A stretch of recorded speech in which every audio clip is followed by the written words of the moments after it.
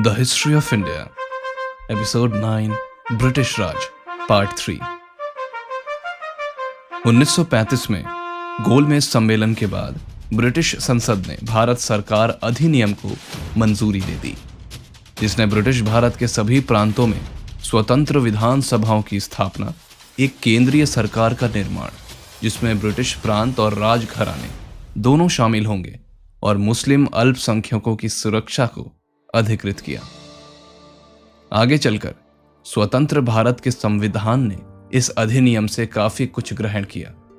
इस अधिनियम ने एक द्विदशनीय राष्ट्रीय संसद और ब्रिटिश सरकार के दायरे में एक कार्यकारी शाखा का भी प्रावधान प्रस्तुत किया।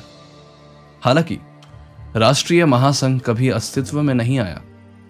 प्रांतीय विधानसभाओं के लिए देशव्यापी चुनाव 1937 में आयोजित किए गए।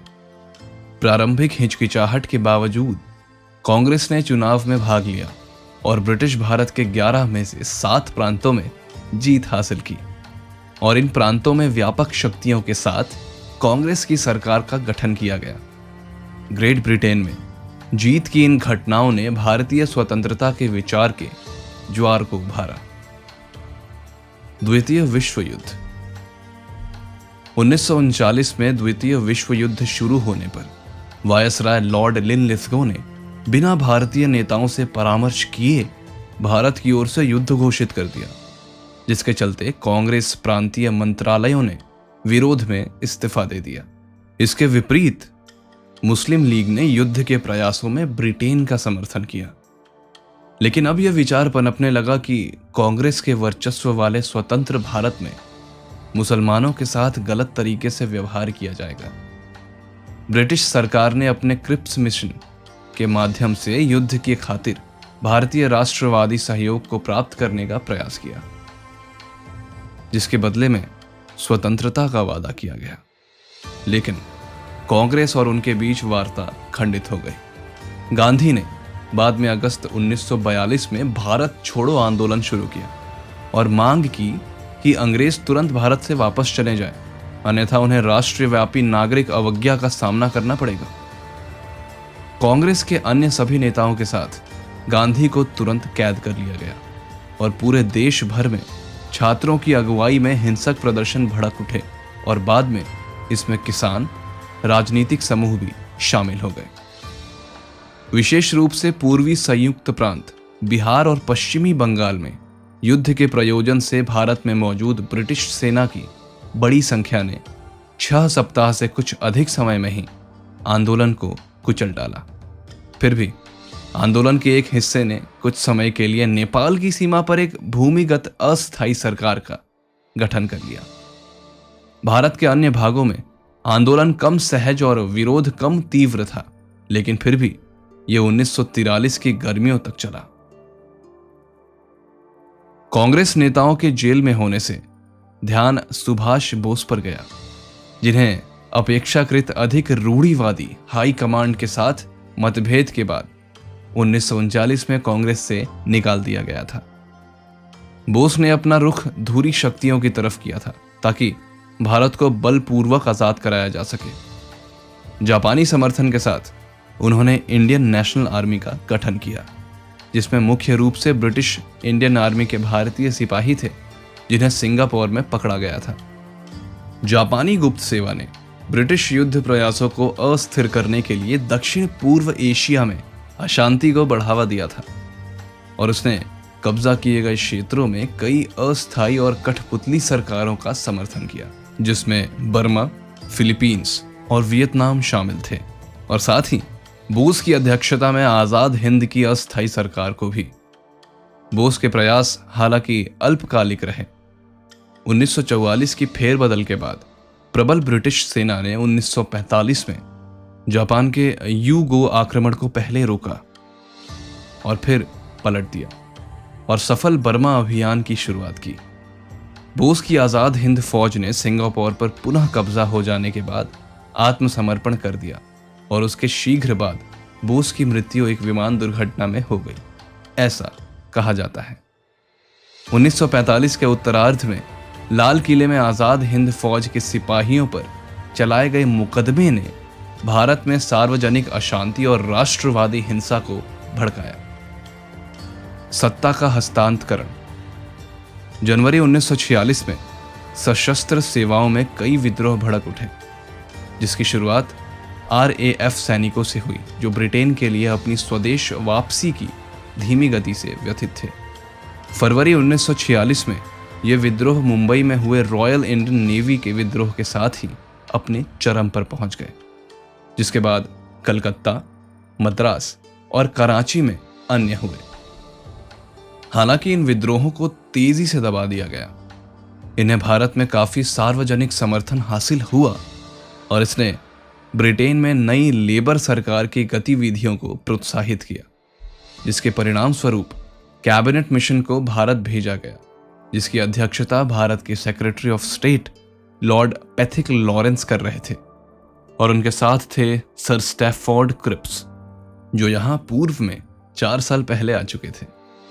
इसके अलावा 1946 की शुरुआत में भारत में नए चुनाव आयोजित किए गए। इसमें लीग के बीच वार्ता विभाजन के मुद्दे पर लड़खड़ा गई। जिन्ना ने 16 अगस्त 1946 को डायरेक्ट एक्शन डे, सीधी कार्रवाई दिवस घोषित किया और ब्रिटिश भारत में शांतिपूर्वक एक मुस्लिम राष्ट्र की मांग को लक्ष्य बनाया। अगले ही दिन कलकत्ता में हिंदू मुस्लिम दंगे भड़क उठे और जल्द ही पूरे भारत में फैल गए। हालांकि भारत सरकार और कांग्रेस दोनों ही तेजी से बदलते घटनाक्रम से अवाक थे। सितंबर में कांग्रेस के नेतृत्व वाली एक अंतरिम सरकार को स्थापित किया गया, जहां जवाहरलाल नेहरू को प्रधानमंत्री बनाया गया। बाद में उस वर्ष ब्रिटेन में लेबर सरकार ने, जिसका राजकोष हाल ही में समाप्त हुए द्वितीय विश्व युद्ध से खाली हो चुका था, भारत के ब्रिटिश शासन को समाप्त करने का फैसला किया और 1947 के आरंभ में ब्रिटेन ने जून 1948 तक सत्ता के हस्तांतरण में अपने इरादे की घोषणा की। जैसे जैसे स्वतंत्रता नजदीक आती गई, पंजाब और बंगाल के प्रांतों में हिंदुओं और मुसलमानों के बीच हिंसा बेरोक टोक जारी रही। बढ़ती हुई हिंसा को रोक पाने में ब्रिटिश सेना की अक्षमता को देखते हुए नए वायसराय लुईस माउंटबेटन ने सत्ता हस्तांतरण की तारीख को आगे बढ़ा दिया, जिसके चलते स्वतंत्रता के लिए एक सर्वसम्मत योजना तैयार करने को 6 महीने से कम बचे थे।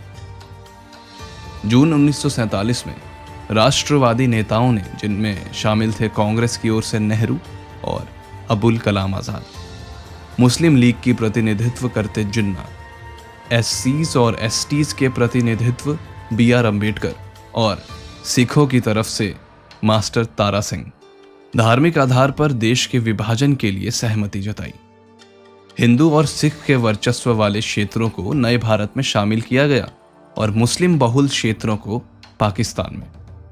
योजना के अंतर्गत पंजाब और बंगाल के मुस्लिम बहुल प्रांतों का विभाजन शामिल था। लाखों मुसलमान, सिख और हिंदू शरणार्थी इस नई खींची सीमा को पैदल ही पार कर गए। पंजाब में जहां इस नई विभाजन रेखा ने सिख क्षेत्रों को 2 हिस्सों में बांटा, वहां इसके बाद भारी रक्तपात हुआ।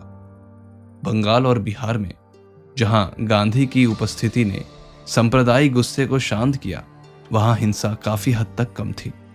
कुल मिलाकर नई सीमा के दोनों ओर 25,000 से 50,000 लोग इस हिंसा में मारे गए। 14 अगस्त 1947 को पाकिस्तान की नई सत्ता अस्तित्व में आई, जहां मोहम्मद अली जिन्नाह ने गवर्नर जनरल के रूप में कराची में शपथ ग्रहण की। उसके अगले दिन 15 अगस्त 1947 को भारत, जो अब एक लघु भारतीय संघ था, अब एक स्वतंत्र देश बन चुका था और नई दिल्ली में इसके सरकारी समारोह शुरू हो चुके थे, जिसमें जवाहरलाल नेहरू ने प्रधानमंत्री का पद संभाला और वायसराय लुई माउंटबेटन इसके गवर्नर जनरल बने रहे। अब बात करते हैं ब्रिटिश भारत में धर्मों के बारे में।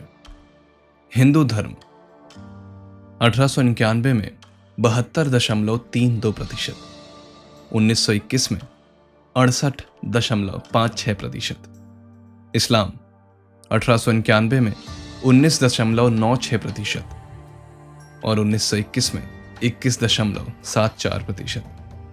आदिवासी 1891 में 3.23%, 1921 में 3.09%। बौद्ध धर्म 1891 में 2.48%, 1921 में 3.66%। ईसाई धर्म 1891 में 0.8%, 1921 में 1.5%।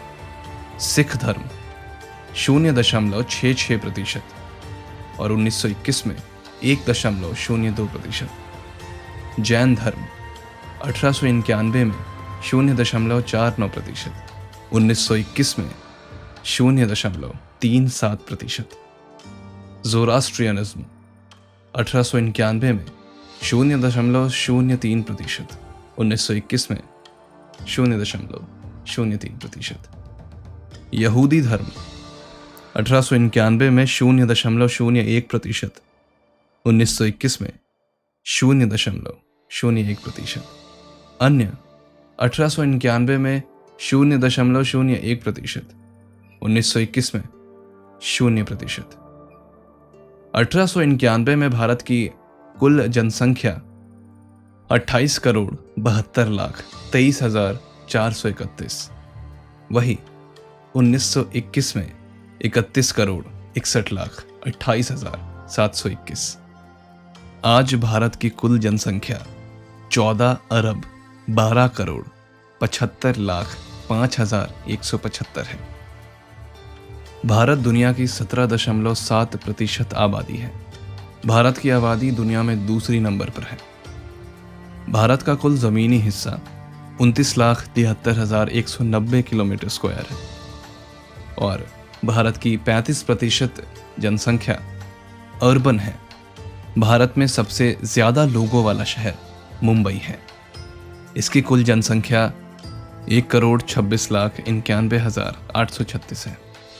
मार्च और अगस्त 1947 के बीच लॉर्ड माउंटबेटन को वेवेल को वाइसरॉय के रूप में बदलने के लिए भेजा गया था, क्योंकि ब्रिटेन ने भारत पर अपनी शक्ति को कुछ जिम्मेदार हाथों में स्थानांतरित करने के लिए तैयार किया था, जो जून 1948 के बाद नहीं था। दिल्ली पहुंचने के कुछ समय बाद, जहां वो प्रदान किया, सभी दलों के नेताओं और अपने स्वयं अधिकारियों के साथ माउंटबेटन ने फैसला किया कि उस संक्षिप्त अवधि का इंतजार करना बहुत खतरनाक था। भारत में अभी भी तैनात ब्रिटिश सैनिकों की जबरन निकासी के डर से माउंटबेटन ने विभाजन का विकल्प चुनने का संकल्प किया, जो पंजाब और बंगाल को विभाजित करेगा। गृह युद्ध के दौरान राजनीतिक वार्ता के जोखिम के बजाय और भारतीय सैनिकों की एक नई बगावत आसन्न लग रही थी। प्रमुख भारतीय नेताओं में गांधी ने अकेले ही विभाजन के लिए खुद को समेटने से इनकार कर दिया और माउंटबेटन से आग्रह किया कि वो जिन्ना को एक अलग मुस्लिम राष्ट्र के बजाय एकजुट भारत का प्रीमियर पेश करें।